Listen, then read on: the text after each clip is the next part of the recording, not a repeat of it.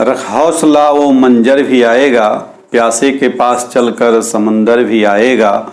न थक कर बैठ है मंजिल के मुसाफिर, तुझे मंजिल भी मिलेगी और मिलने का मज़ा भी आएगा। आपके अपने नाइस मैथमेटिक्स चैनल में आप सभी का स्वागत है। मैं हूं जिया सर और आज मैं क्लास 10th का ज्यामिति लेकर के आप लोगों के लिए उपस्थित हूं। तो आज का हमारा टॉपिक है 10th क्लास मैथमेटिक्स में ज्योमेट्री, या जिसे हिंदी में हम लोग ज्यामिति कहते हैं। वैसे मैट्रिक के एग्ज़ाम के लिए ज्यामिति काफ़ी महत्वपूर्ण भी है। बिहार बोर्ड की परीक्षाओं में अब 25 नंबर के ज्यामिति से प्रश्न पूछे जाते हैं। चूँकि अब 20% एक्स्ट्रा प्रश्न पूछा जा रहा है। पहले 100 नंबर के पेपर होते थे और अब पेपर में मार्किंग को बढ़ा दिया गया है, ऑप्शनल कर दिया गया है। अब आप 100 के जगह पर 120 मार्क्स के क्वेश्चन आते हैं, जिसमें आपको 100 मार्क्स के जवाब देने होते हैं। तो ज्योमेट्री 20 नंबर का आता था, अब ज्योमेट्री आपका 24 या 25 नंबर का आएगा। तो आप इसकी अच्छी से तैयारी कर लें। पास कराने के लिए ज्यामिति अकेले काफ़ी है। हम ज्यामिति की ऐसी बेसिक सारी चीज़ों को बता देंगे जो 10th क्लास में आपके लिए उपयोगी है। और यदि इस वीडियो को आप पूरा देखते हैं तो 10th क्लास की ज्यामिति आपके लिए काफ़ी आसान हो जाएगा। कुछ बेसिक जो बातें हैं वह हम यहाँ अभी फ़िलहाल बता देते हैं ताकि 10th क्लास की ज्यामिति आपकी हो जाए। लेकिन ज्यामिति का जो इंट्रोडक्शन है वह कंप्लीट अलग से वीडियो आपको मिलेगा, उसमें आप ज्यामिति को देख लेंगे। तो 10th क्लास की जो ज्यामिति है, जिसको ज्योमेट्री भी अंग्रेजी में हम कहते हैं, ज्यामिति कहते हैं, ये एक्चुअली समरूप त्रिभुज से ही शुरुआत है यहाँ इसकी। तो आइए हम लोग इसमें कुछ ज़रूरी जो चीज़ें हैं उसको जान लें। ये 10th क्लास का एनसीईआरटी का या बीटीसी की जो बुक है उसका चैप्टर नंबर 6 से शुरू होता है ज्यामिति, और चैप्टर नंबर 6 का नाम है त्रिभुज, ट्रायंगल जिसको अंग्रेजी में कहते हैं। यहाँ ट्रायंगल्स हम लोगों को अभी एक्चुअली ट्रायंगल के बारे में, टाइप्स ऑफ ट्रायंगल, ये सारी चीज़ यहाँ नहीं पढ़ना है। आपसे ये उम्मीद की जाती है कि नीचे क्लास में अब ये सारी चीज़ें आप पढ़ चुके हैं। यहाँ जो अभी आप पढ़ेंगे वह 10th क्लास का कोर्स पढ़ेंगे, और नीचे के जो ट्रायंगल्स वगैरह या क्वाड्रेटल या जो भी ज्यामिति की जो बेसिक बातें हैं वह दूसरे वीडियो में है, आप उसको देख करके समझ लेंगे। फिलहाल हम लोग यहाँ से 10th का कोर्स शुरू करते हैं, और 10th का कोर्स जो है वह चैप्टर नंबर 6 का है कि समरूप त्रिभुज के बारे में हम लोगों को जानना है। तो आइए हम लोग जाने कि आखिर ये समरूपता जो है, रिलेशन, ये क्या है और समरूप हम किसको कहेंगे। तो त्रिभुज के अंदर हमें क्या पढ़ना है? समरूप त्रिभुज पढ़ना है, और इसको हम अंग्रेजी में सिमिलर ट्रायंगल बोलेंगे। क्या बोलेंगे? Similar triangle. तो सिमिलर केवल ट्रायंगल ही नहीं होता, समरूप केवल त्रिभुज ही नहीं होता। कोई भी दो ज्यामितीय आकृति जिसके आकार एक जैसे हों और जिसका माप जो है वह बराबर हो, ऐसी बात नहीं है। आकार सेम हो, एक जैसे आकार हो, जैसे एक ट्रायंगल है तो दूसरा भी ट्रायंगल हो, एक इक्विलेटरल ट्रायंगल है तो दूसरा भी इक्विलेटरल ट्रायंगल हो, एक सर्किल है तो दूसरा भी सर्किल हो, तब जा करके वह दोनों, एक अगर पंचभुज है पॉलीगन में तो दूसरा भी पंचभुज हो, एक आयत है तो दूसरा भी आयत हो, एक वर्ग है तो दूसरा भी वर्ग हो, तो ये दोनों का सेम आकार हो गया, सेम शेप हो गया। अब यहाँ जरूरी नहीं है कि उनका आकार भी बराबर हो, आकार छोटा बड़ा हो सकता है, तब ऐसी आकृति को हम लोग क्या कहेंगे? समरूप। मतलब सेम शेप डिफरेंट साइज भी हो सकता है, तो हम लोग उसको क्या कहेंगे? समरूप आकृति कहेंगे। जैसे आप दो सर्किल ले लीजिए, एक सर्किल है। अभी हम फिलहाल समरूप त्रिभुज नहीं बता रहे हैं, हम समरूप आकृतियां बता रहे हैं आपको कि कोई भी दो ज्यामितीय आकृतियां समरूप कब होगी, तो दोनों सेम एक जैसे हों। जैसे ये एक सर्किल है, ये एक दूसरा सर्किल है, दोनों सेम शेप है, दोनों का रेडियस अलग अलग है, ये समरूप हो सकता है। एक स्क्वायर है, दूसरा भी स्क्वायर है, ये समरूप होगा। एक समबाहु त्रिभुज है जिसकी तीनों भुजा बराबर है, इसकी भी तीनों भुजा आपस में क्या है? बराबर है। तो ऐसी आकृतियों को हम लोग समरूप आकृति कहेंगे। यानी कहने का मतलब कि कोई एक ऐसा बहुभुज जिसमें दोनों में भुजाओं की संख्या समान हो आकृति उनकी बिल्कुल एक जैसी हो। जैसे सपोज कीजिए आप फोटो खिंचवाते हैं फोटोग्राफर के यहाँ, वह आपका एक फ़ोटो ले लेता है और उसी निगेटिव से स्टाम्प साइज का, पासपोर्ट साइज का या पोस्ट कार्ड साइज का अलग अलग साइज का यदि फ़ोटो वह बना करके देता है, एक ही आदमी का फ़ोटो है और एक ही निगेटिव से बनाया जाता है, तो ऐसी आकृति को हम लोग समरूप आकृति कह सकते हैं।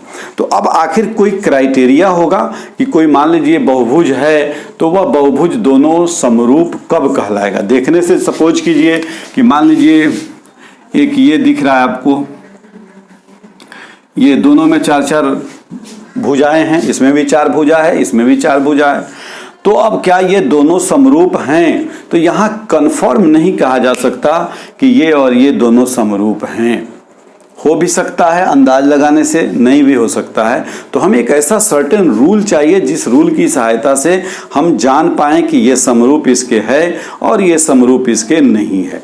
तो समरूपता की परिभाषा भी यही है कि दो ज्यामितीय आकृतियां जिनका आकार सेम हो लेकिन जिनका माप बराबर होना आवश्यक नहीं हो, उसको हम लोग समरूप आकृति कहते हैं। पिछली कक्षा में क्लास 9th में आपने सर्वांगसम यानी कॉन्ग्रुएंस ऑफ ट्रायंगल पढ़ा है, जिसमें सेम शेप सेम साइज, समान आकार और समान माप की जो दो आकृतियां हैं उनको हम लोग क्या कहेंगे? सर्वांगसम कहेंगे। यानी एक को अगर दूसरे पर रखा जाए तो पूरी तरह से दूसरे को वह ढक ले, तो ऐसी आकृति को हम लोग क्या कहते हैं? सर्वांगसम कहते हैं। लेकिन समरूप होने के लिए आकार एक जैसा होना जरूरी है, लेकिन एक बराबर साइज होना जरूरी नहीं है। तो कहने का मतलब अगर दो सर्वांगसम आकृति है तो ऑटोमेटिकली वह समरूप हो जाएगा, लेकिन दो समरूप आकृति है तो यह कंपलसरी नहीं है कि वह सर्वांगसम हो। तो इसके बारे में थेल्स महोदय ने कुछ लॉजिक दिया, कुछ लॉ बताया। आज हम लोग थेल्स का प्रमेय भी यहाँ पढ़ेंगे कि जैसे दो आकृति है और दोनों आकृति में भुजाओं की संख्या अगर बराबर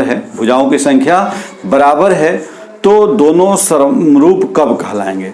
तो कह रहा है कि दो बहुभुज जिसमें भुजाओं की संख्या समान हो तो वह समरूप तब होंगे जब दोनों के कोण आपस में बराबर हो।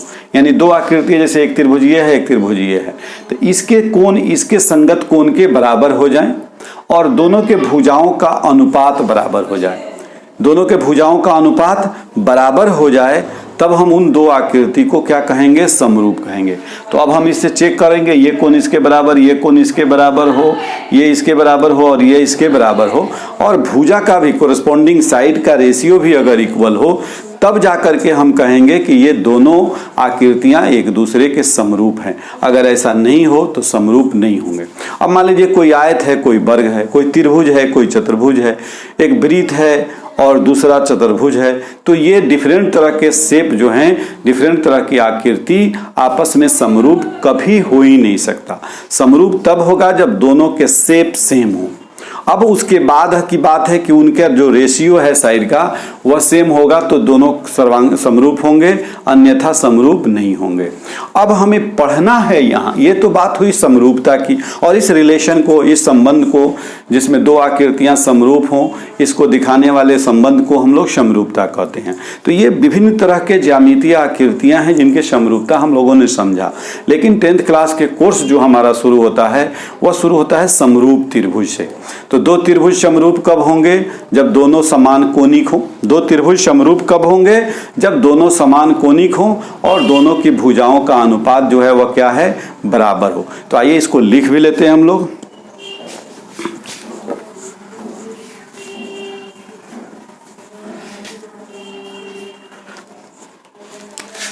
दो त्रिभुज समरूप होते हैं यदि दोनों त्रिभुज समान कोणिक हों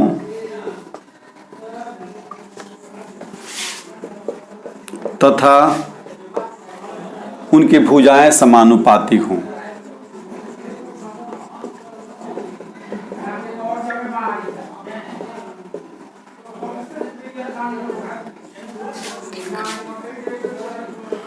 जैसे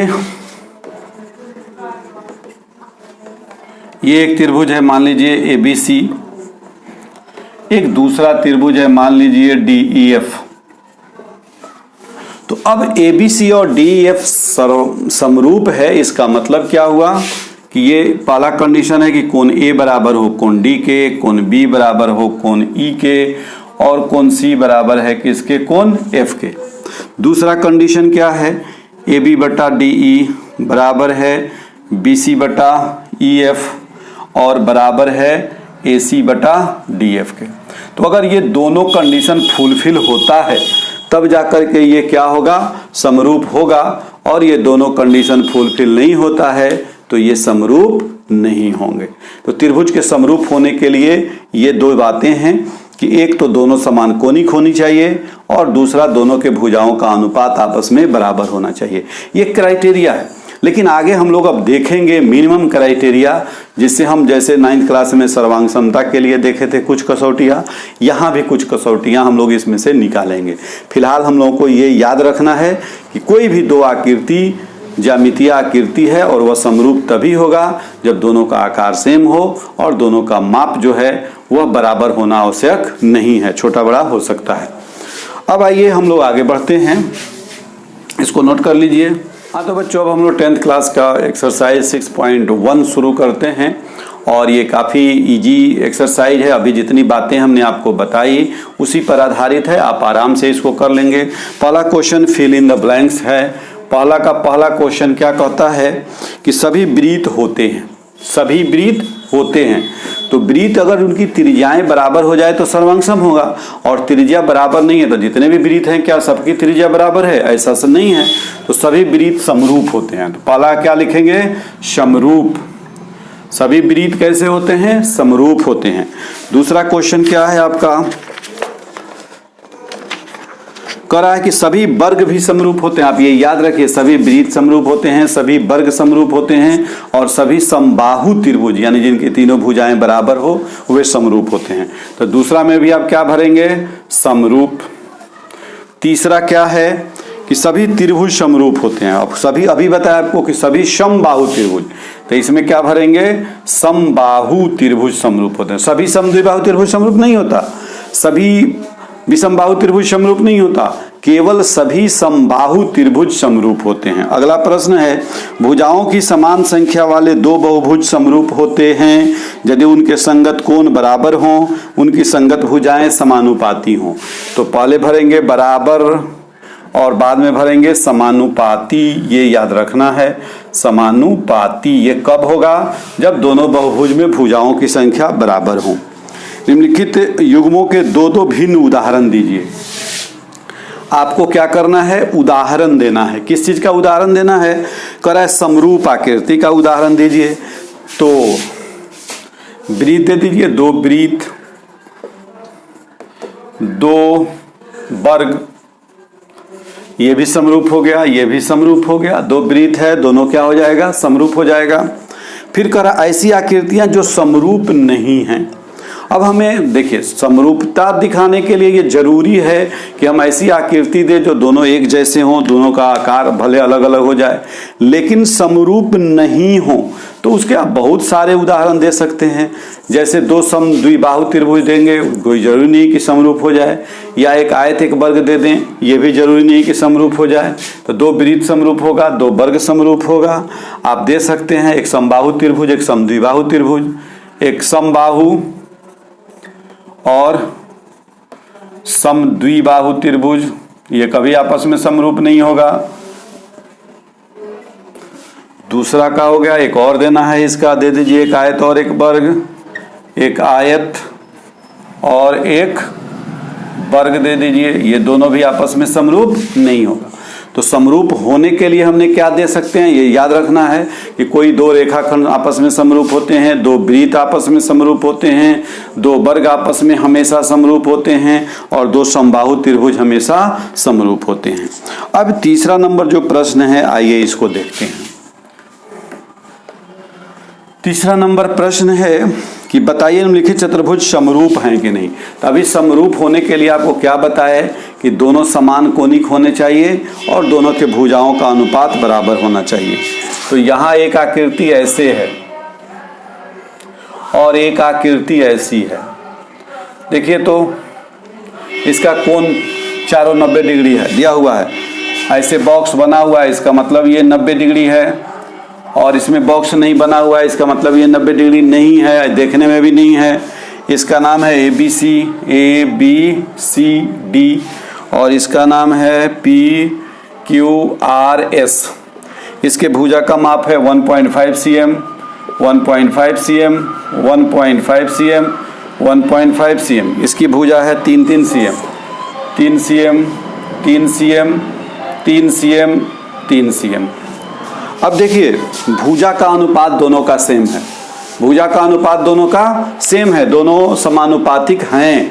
ये 1.5 दूना को 2 से मल्टीप्लाई करेंगे 3 आ जाएगा, यानी इसके डबल ये है। भुजा का अनुपात चारों भुजा का चारों आपस में सेम है, लेकिन दोनों का कोण बराबर नहीं है, इसलिए यह समरूप नहीं होगा। लिख देंगे ये समरूप नहीं है।